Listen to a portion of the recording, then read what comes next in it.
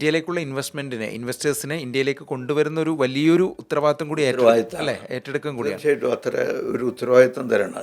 നമ്മുടെ വിദേശത്ത് ഈ നാട്ടിലുള്ള UAE-യിലുള്ള എല്ലാ വിദേശികളെയും ഇന്ത്യയിൽ നിക്ഷേപം നടത്താൻ വേണ്ടി പ്രേരിപ്പിക്കുകയാണ് നമ്മൾ ചെയ്യുന്നത്.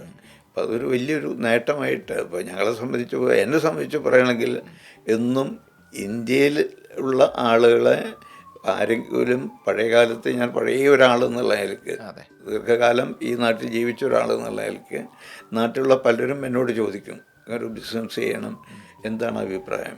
അപ്പോൾ ഞാൻ ഉടനെ പറയാം, ഈ ലോകത്ത് ഏറ്റവും വേഗത്തിൽ ഒരു ലൈസൻസ് കിട്ടണമെന്നുണ്ടെങ്കിൽ UAE-യിലേക്ക് വരണം. ഏറ്റവും സമാധാനത്തോട് ജീവിക്കണം എന്നുണ്ടെങ്കിൽ UAE-യിൽ വരണം. ഏറ്റവും കഠിനാധ്വാനം ചെയ്താൽ കൈ നിറയെ പ്രതിഫലം കിട്ടുന്ന ഉറപ്പുള്ളൊരു സ്ഥലത്ത് വരണമെന്നുണ്ടെങ്കിൽ UAE-യിൽ വരണം എന്നാണ് പറയാറ്. അങ്ങനെ ധാരാളം ആളുകൾ നമ്മുടെ നാട്ടിൽ നിന്ന് ഇവിടെ വന്ന് ബിസിനസ് തുടങ്ങിയിട്ടുണ്ട്. അതിൽ ധാരാളം ആളുകൾ വിജയിച്ചിട്ടുണ്ട്, വളരെയധികം വിജയിച്ചിട്ടുണ്ട്. മറ്റൊരു വിഭാഗം ആളുകൾ പെട്ടെന്ന് പണക്കാരനാവാൻ വേണ്ടിയിട്ടുള്ള ഭ്രമത്തിൽ കടം മേടിച്ചും മറ്റുള്ള തരത്തിലും ചെയ്ത് കുത്തുപാളെടുത്ത അനുഭവങ്ങളുണ്ടാകും. കാരണം അത് കയ്യിരിപ്പ് കൊണ്ട് സംഭവിച്ചിട്ടുള്ളതാണ്. മൊത്തത്തിൽ പറയുകയാണെങ്കിൽ ഈ നാട് വലിയൊരു അനുഗ്രഹമുള്ളൊരു നാട് തന്നെയാണ്. അപ്പോൾ ഇവിടെ ഇപ്പം നമ്മളും ചെയ്യുന്നത് ആ ഇന്ത്യ എന്നുള്ള നാടിൻ്റെ ബെനിഫിറ്റ് മറ്റുള്ളവർക്കെല്ലാം അനുഭവിക്കാൻ അവസരം ഉണ്ടാക്കി കൊടുക്കുകയാണ്.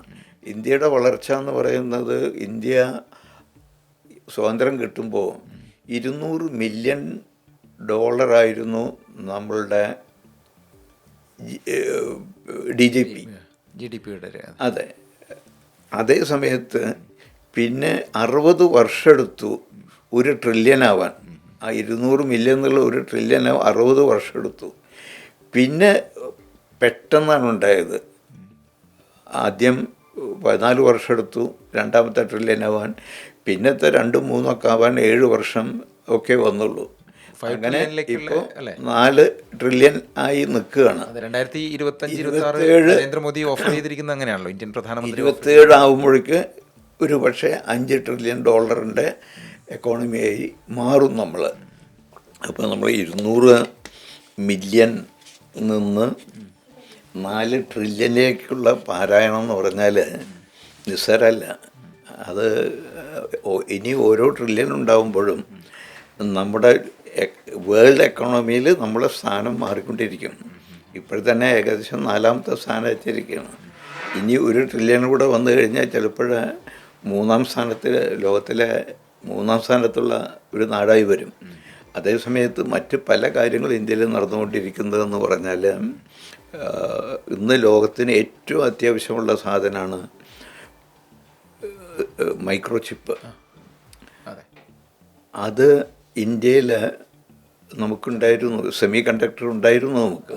ആ സെമി കണ്ടക്ടർ ഉണ്ടായിരുന്ന സ്ഥാപനം ഫയർ വന്ന് എല്ലാം നഷ്ടപ്പെട്ടു പോയി. അതാര് എപ്പോഴും എങ്ങനെ ഒന്നുള്ള ഇതുവരെ അറിഞ്ഞിട്ടില്ല എൻ്റെ കാരണം. പക്ഷേ ഇപ്പോഴേ ഓൾറെഡി 3 സെമി കണ്ടക്ടർ ഫാക്ടറികൾ തുടങ്ങാനുള്ള ടെസ്റ്റ് തുടങ്ങി. ടെസ്റ്റ് മാനുഫാക്ചറിങ് തുടങ്ങിക്കഴിഞ്ഞു. ഇന്ന് ലോകത്തെ ഏറ്റവും ക്ഷാമമുള്ളൊരു സാധനമാണ് സെമി കണ്ടക്ടർ. അതിൻ്റെ കുത്തക കൊറിയക്കാണ് അതിൻ്റെ കുത്തക. ഇപ്പോൾ 3 നാടുകളാണ് മെയിനായിട്ട്. ഒന്ന് USA, പിന്നെ ജപ്പാൻ, ചൈന, അങ്ങനെ 3 നാടുകളുടെ കുത്തകമായിട്ട് നിൽക്കുകയാണ്. കൊറിയയും 4 പറയാം. പക്ഷേ ഇത് കാര്യങ്ങൾ ഇങ്ങനെ നീങ്ങുകയാണെങ്കിൽ ഒരു പക്ഷേ ഇന്ത്യ 2ാം സ്ഥാനത്തോ 1ാം സ്ഥാനത്തോ എത്താൻ സാധ്യതയുണ്ട്. USA, ചൈന, ജപ്പാൻ ഇതിനെല്ലാം കൊറിയയെല്ലാം പിന്നിലാക്കിക്കൊണ്ട്. അതിന് പ്രധാന കാരണം നമ്മളുടെ large pool of technical hands. 144 കോടി ജനങ്ങളുള്ളൊരു നാടാണ്. 1.44 ബില്യൺ ജനങ്ങളുള്ളൊരു നാടാണ്. മറ്റുള്ള എല്ലാ നാടുകളിലും ഇന്ത്യയേക്കാൾ എത്രയോ കുറഞ്ഞ പോപ്പുലേഷനേ ഉള്ളൂ. ടെക്നിക്കൽ ഹാൻഡ്സ് അതുകൊണ്ട് തന്നെ കുറവായിരിക്കും. അപ്പോൾ ആ ഒരു മാറ്റം ഉണ്ടായി കഴിഞ്ഞാൽ ഇന്ത്യയുടെ സമ്പദ് വ്യവസ്ഥ വളരെയധികം ശക്തിപ്പെടാനുള്ളൊരു സാധ്യതയാണ് നമ്മൾ കണ്ടുകൊണ്ടിരിക്കുന്നത്.